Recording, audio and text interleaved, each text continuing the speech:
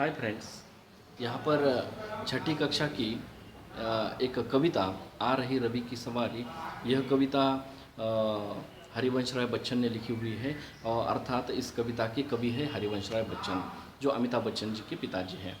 देखिए, इस कविता को पढ़ने के पहले हमें जान लेना है कि इस कविता को किस प्रकार लिखा है और किस लिए लिखा है, क्या है उसमें। यह कविता जो है तो सूरज के किरणों का स्वागत अर्थात सूरज का स्वागत। प्रातःकाल का समय है और सूर्य की किरणों का एक उसकी तुलना, यानी कि सूरज की तुलना राजा के साथ की हुई है। जिस प्रकार राजा की सवारी आती है, उसके बाजू में दोनों तरफ से सैनिक होते हैं। राजा चलता है, उसके बाजू में सैनिक चलते रहते हैं और राजा अपने पथ से चलता है, सैनिक चलते रहते हैं। उतना ही नहीं, बल्कि राजा जिस प्रकार पथ से चलता है तो सामने वाले जो है कुछ व्यक्ति उसके पथ पर कुसुम के कुसुम अर्थात फूल, तो फूलों की पंखुड़ियाँ या फिर फूल डालते हैं और उनका स्वागत करते हैं राजा का। तो यहाँ पर जिस प्रकार राजा का स्वागत किया जाता है, तो उसी प्रकार यह जो धरती है, इस धरती पर जो भी फूल या फिर जो अन्य जीव है, उसके साथ साथ यह जो धरती के जो प्राकृतिक वातावरण है, यह प्रकृति इस सूरज की किरणों का अर्थात सूरज का स्वागत कर रही है। जिस प्रकार राजा का स्वागत किया जाता है, उसी प्रकार यह प्रकृति सूरज का स्वागत कर रही है और प्रातःकाल का समय है। और यही हमें इस कविता में देखना है। इतना ही नहीं, बल्कि यह कविता लाक्षणिक अर्थ को इस कविता में लाक्षणिक अर्थ है। लाक्षणिक का मतलब होता है जैसे कि है ना लक्षण, तो लक्षणा, तो लक्षणा जो है, लक्षणा का मतलब होता है कि जैसे कि कवि कहता है, कवि जैसे कि राजा के बारे में सूरज के बारे में जानकारी देता है, किंतु उसका जो वर्णन करते हुए, सूरज का वर्णन करते हुए जब हम वर्णन पढ़ते हैं तो लगता है जैसे राजा का ही वर्णन हो रहा है, तो उसे कहते हैं लाक्षणिक अर्थ। मतलब कवि का जो बताने का तात्पर्य है वह तो सूरज है, लेकिन अर्थ तो लेके जाता है इस राजा की तरफ या फिर राजा के उस स्वागत की तरफ। और स्वागत तो कर रहे हैं कवि मूल अर्थ में इस सूरज का और उनके किरणों का अर्थात उस सूरज का ही, लेकिन अर्थ तो बताता है कि कहीं किसी राजा का ही स्वागत हो रहा है। तो यह लाक्षणिक अर्थ कहते हैं उसे, मतलब बताना कुछ और हम समझ रहे हैं कुछ और, लेकिन हमें समझना नहीं है वह, बल्कि राजा का अर्थ समझकर भी हमें सूरज की तरफ ही दृष्टि रखनी है और सूरज का स्वागत ही यहाँ पर हो रहा है, इतना ही समझ लेना है, उसे लाक्षणिक अर्थ समझते हैं। देखिए, अब इस कविता को हम एक एक पंक्ति को पहले पढ़ेंगे और उसके बाद में कविता के एक एक पद को समझ लेंगे। कविता इस प्रकार है कि आ रही रवि की सवारी, नव किरण का रथ सजा है, कली कुसुम से पथ सजा है। आ रही रवि की सवारी, नव किरण का पथ सजा है, रथ सजा है, कली कुसुम से पथ सजा है, बादलों से अनुच्चरों ने स्वर्ण की पोशाक धारी, आ रही रवि की सवारी। अब है विहगबंदी और चारण, गा रहे हैं कीर्ति गायन, छोड़कर मैदान भागी, तारकों की फौज सारी, आ रही रवि की सवारी। चाहता हूँ उछलू विजय कह, पर ठिठकता देख कर यह रात का राजा खड़ा है, राह में बनकर भिखारी, आ रही रवि की सवारी। अब देखिएगा, एक एक पंक्ति को हम समझ लेंगे कि यहाँ पर है नवकिरण, यानी कि जो सूरज की सुबह की प्रातःकाल की जो किरणें होती है उसे नवकिरण कहा है कवि ने। और रथ सजना जिस प्रकार राजा का रथ सजता है और राजा रथ में बैठकर वह रथ भागता हुआ अपने गंतव्य की तरफ दौड़ता है, तो उसी प्रकार यह सूरज की किरणें, सुबह सूरज उग आया और उसकी जो किरणें हैं वह दौड़ते हुए इस धरती की तरफ चले आती है, अर्थात उस किरणों का गंतव्य हमारी धरती है। तो यहाँ पर कवि कहते हैं कि जिस प्रकार राजा अपने रथ में बैठता है और उसके बाजू में या फिर चारों तरफ सैनिक होते हैं, राजा बीच में होता है, राजा चलते रहता है, सैनिक भागते रहते हैं, दौड़ते रहते हैं और राजा चलते रहता है या उस पथ से चलता है। कुछ लोग उनका स्वागत फूलों से करते हैं, रास्ते पर फूल बिखरे बिखरे हुए होते हैं, तो राजा का स्वागत हो रहा है। यहाँ पर अब रवि का स्वागत हो रहा है, सूर्य का स्वागत हो रहा है, सूरज का स्वागत हो रहा है। कैसे? आ रही रवि की सवारी, अब हमारे इस सूरज की सवारी आ रही है, अर्थात उसकी किरणें धरती की तरफ आ रही है, सुबह का समय है। नव किरण का रथ सजा है, नव किरण का रथ सजा है, नई नई जो सुबह की जो किरणें होती है वह किरण, उन किरणों का रथ सजना, अर्थात प्रातःकाल जो सुबह सुबह सूरज जो है पहले नारंगी कलर का या फिर नारंगी रंग का दिखाई देता है। सूरज की किरणें तो धरती पर नहीं आती, लेकिन सूरज जगह पर ही, उसकी ही जगह पर नारंगी रंग धारण कर लेता है, तो उसे कहते हैं कि अब रथ सजा हुआ है। जिस प्रकार राजा रथ में बैठता है और रथ वहाँ पर रुका हुआ होता है और जाने की तैयारी होती है या फिर चलने की तैयारी होती है, तो उसी प्रकार वहाँ पर सूरज उगा हुआ वहीं पर ठहरा हुआ है और वह नारंगी रंग धारण किया हुआ है। अब थोड़ी देर के बाद उसकी किरणें इधर धरती पर चली आएगी। तो कवि कहते हैं, कवि ने कैसा वर्णन किया है कि नव किरण का रथ सजा है, सूरज नारंगी रंग का दिखाई दे रहा है, कली कुसुम से पथ सजा है। पहले से ही यहाँ पर धरती पर कली और कुसुम का मतलब होता है फूल, उस रवि का स्वागत करने के लिए तैयार है, यानी कि उनके किरणों का स्वागत करने के लिए तैयार है। बादलों से अनुचरों ने स्वर्ण की पोशाक धारी, और वैसे ही जैसे ही वह नारंगी रंग अब धीरे धीरे गाढ़ा हो जाता है और धीरे धीरे वह सूरज और भी चमकीला होने लगता है, उसकी किरणें बाहर निकल आती है, तो किरणों से यह जो सफ़ेद आकाश में जो बादल है वह सफ़ेद बादल नारंगी रंग, पीला रंग धारण कर लेते हैं, पीला रंग धारण कर लेते हैं, पूरी तरह से पीले पीले दिखाई देते हैं सुबह के समय पर आजू बाजू के सभी बादल, और वह नज़ारा जो है सुंदर दिखाई देता है। तो कवि वर्णन करते हैं कि बादलों से अनुचरों ने, अनुचरण का मतलब होता है नौकर, तो बादल जैसे नौकरों ने स्वर्ण की पोशाक धारण की हुई है। बादल जैसे नौकरों ने स्वर्ण की पोशाक धारण की हुई है, अर्थात बादल पीले कलर के हो गए हैं सूरज के किरणों के कारण। और इस प्रकार कवि कहते हैं कि अब रवि की सवारी आ रही है। देखिएगा कितना सुंदर नज़ारा है कि सूरज उग आया है, पहले वह नारंगी रंग का होता है, फिर धीरे धीरे उसमें चमकीलापन आ जाता है और भी गाढ़ा हो जाता है, फिर उसकी जो किरणें हैं किरणें फैलने लगती है, आजू बाजू में फैलते ही सफ़ेद बादल पीले रंग के हो जाते हैं, नारंगी रंग के भी हो जाते हैं, और इतना ही नहीं बल्कि अब धीरे धीरे वह किरणें धरती पर चले आते हैं। तो उन्होंने वह जो नज़ारा है, वह जो आकाश में ये उस सूरज का, तो इस सूरज के नज़ारे को उन्होंने इस बादलों से अनुचरण को, अर्थात नौकर जो उस सूरज के बाजू में जो बादल होते हैं वो बादल पीले कलर के या फिर पीले रंग के होते हैं, और उसे उन्होंने पोशाक कहा है। जिस प्रकार राजा के सैनिक किसी पोशाक को धारण करते हुए, एक ही पोशाक धारण करते हैं सभी सैनिक, तो किसी एक ही पोशाक को धारण किए हुए जो सैनिक होते हैं, तो कितना सुंदर नज़ारा दिखाई देता है। बीच में राजा रथ पे बैठा हुआ, बाजू में सभी सैनिक एक ही पोशाक में, सबके हाथ में भाला है या फिर वह स्पीयर है, वह शूल है, और सैनिक चल रहे हैं, राजा बीच से अंदर से चलता है, चारों बाजू से सैनिक है। इस प्रकार से तो सूरज है, सूरज उग रहा है और उसकी किरणें अब बादलों पर पड़े हुए हैं।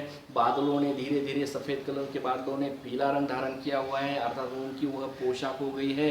अब धीरे धीरे वह सूरज की किरणें उनके बीच से होते हुए या फिर आकाश से होते हुए या फिर उसी आकाश के मार्ग से होते हुए धरती पर उतर आएंगी। तो इस पद में इतना वर्णन है। अब दूसरा पद लेंगे, विहग बंदी और चारण।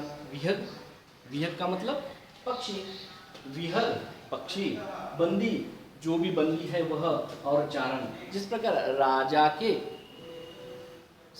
राजा जब रथ में बैठता है और वह चला आता है, तो वह गांव में या फिर उसकी प्रजा ही नहीं बल्कि प्रजा के साथ साथ जो भी बंदीगण है उसके, राजा के, तो सभी उसका स्वागत करते हैं राजा का।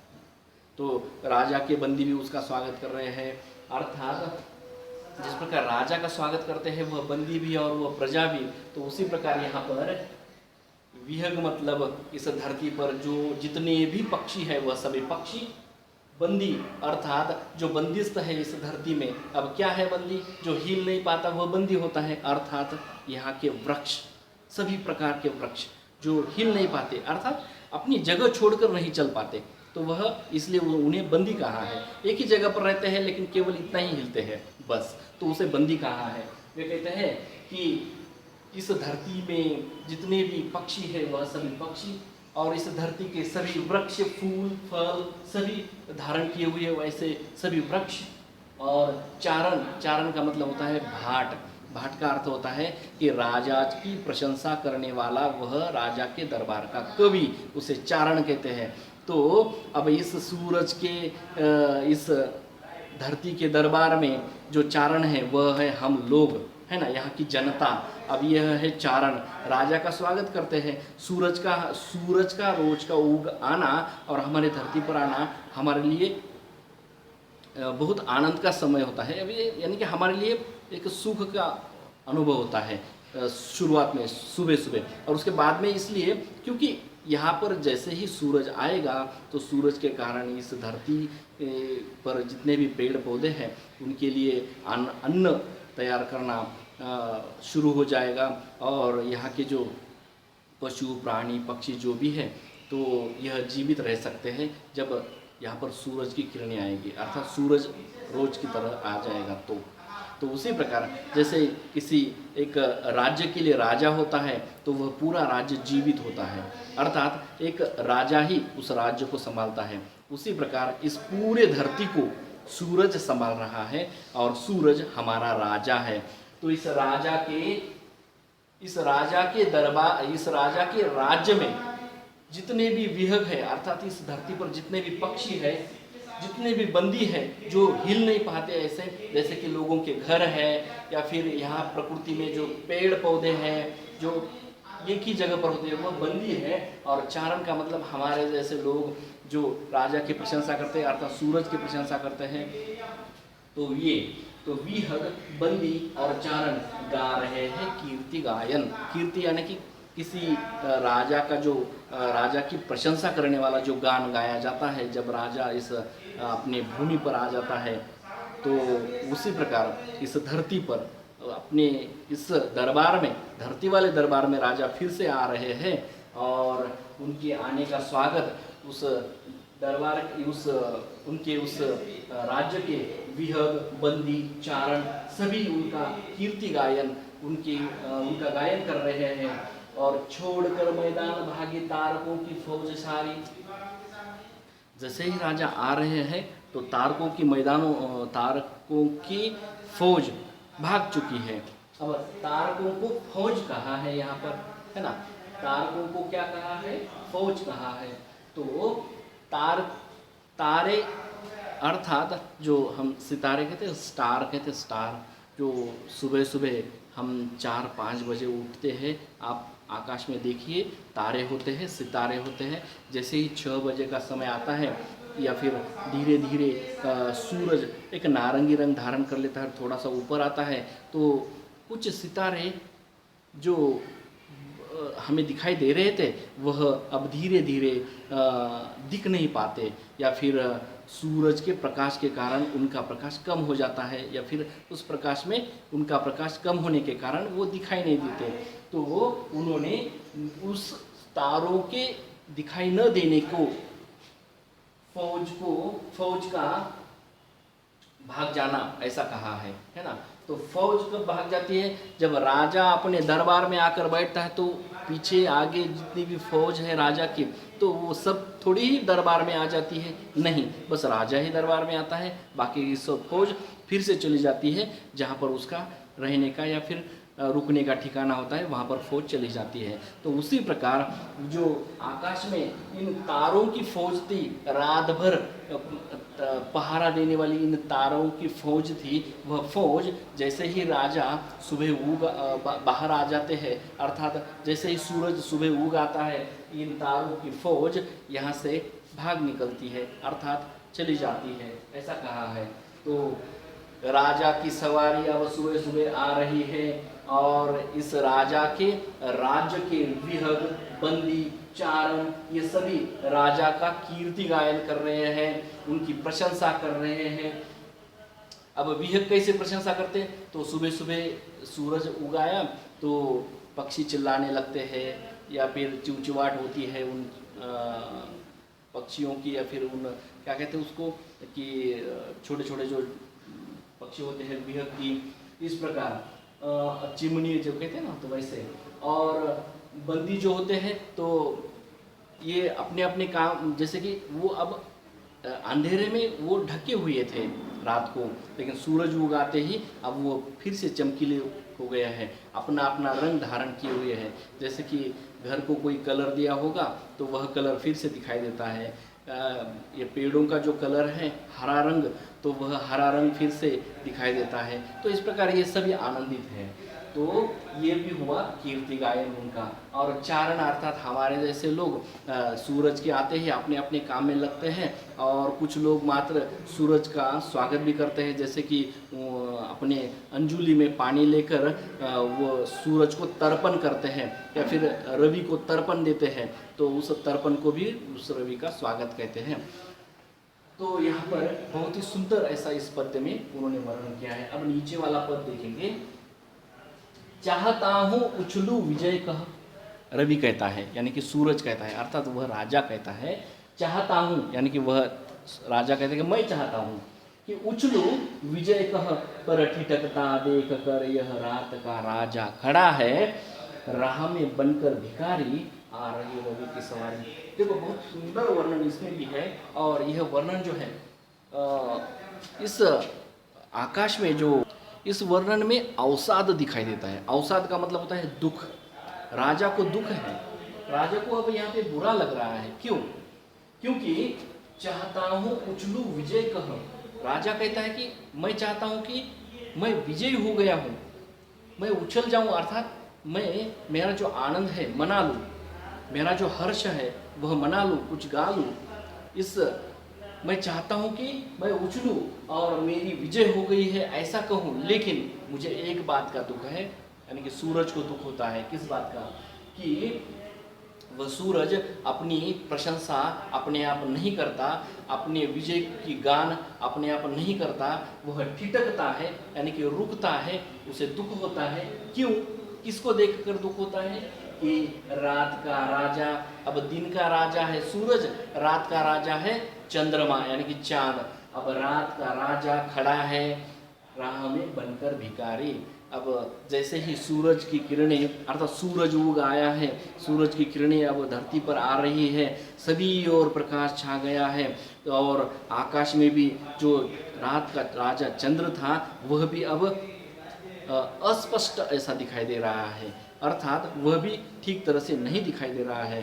तो राजा का यहाँ पर कवि कहता है कि सूरज को यहाँ पर दुख होता है, इस राजा को दुख होता है कि मैं अपने विजय की गान कर लूँ, मैं अपना विजय हुआ इसलिए उछलूँ, आनंद मना लूँ, लेकिन वह आनंद नहीं मनाता, क्योंकि रात का जो राजा है, अब सूरज की किरणें जैसे ही, या फिर उस राजा का जो रथ है जैसे ही आ रहा है, बाजू में जो रात का राजा चंद्रमा खड़ा हुआ देख रहा है उस सूरज की तरफ, तो सूरज को बुरा लगता है कि मैं मेरा आनंद नहीं मनाऊंगा, मैं मेरे विजय की गान नहीं करूंगा, क्योंकि रात का राजा तो मेरे सामने भिखारी बनकर खड़ा है। तो यह ठीक नहीं लगा उन सूरज को, अर्थात उस राजा को।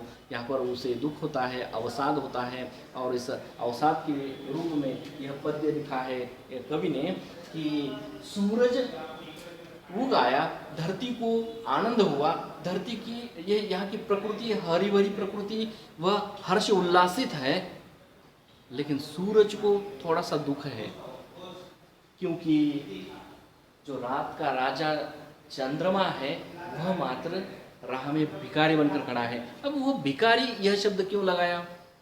भिखारी इसलिए लगाया क्योंकि दिन भर जो सूरज होता है, सूरज की किरणें वह सुबह दिन भर में यह चंद्रमा जो है सूरज की किरणें लेता है और रात को जितने भी किरणों से लिया हुआ जितना भी प्रकाश है उस प्रकाश को धरती पर फिर से लौट देता है। अर्थात रात का राजा जो होता है वह खुद चमकीला नहीं होता।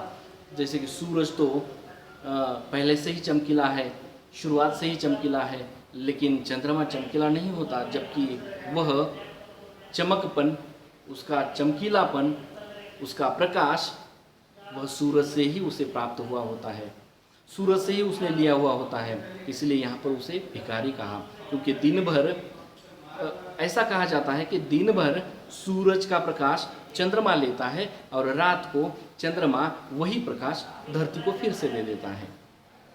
इसलिए रात के राजा अर्थात वह चंद्रमा यहाँ पर भिखारी बनकर सूरज के सामने खड़ा है, अर्थात बाजू में खड़ा है और वहाँ से किरणें चली जा रही है और किरणों से या फिर सूरज से वह किरणों की भीख मांगता है। कौन? रात का राजा चंद्रमा भीख मांगता है और वही जो प्रकाश, वह जो चमक है सूरज की, वह लेकर अपने पास रखता है और रात को फिर से धरती पर आकर रात को फिर से आकाश में दिखाई देता है और धरती को वह प्रकाश देता है। कौन? रात का राजा चंद्रमा। इसलिए चंद्रमा को भिखारी कहा, क्योंकि वह सूरज से ही किरणें लेता है और रात को हमें फिर से लौटाता है। इसलिए अब इस प्रकार यह कविता जो है बहुत ही सुंदर प्रकार से इस राजा का वर्णन किया है, क्योंकि राजा हमेशा दानशूर होता है, दान करने वाला होता है और यह राजा प्रकृति के हरे भरे को, इस प्रकृति के इस हरे भरे वृक्षों को ही नहीं बल्कि यहाँ के प्राणी और पशु भी राजा के आने से अर्थात उनकी किरणों से प्रसन्न होते हैं। और इतना ही नहीं बल्कि आकाश में जितने भी तारे हैं, जो भी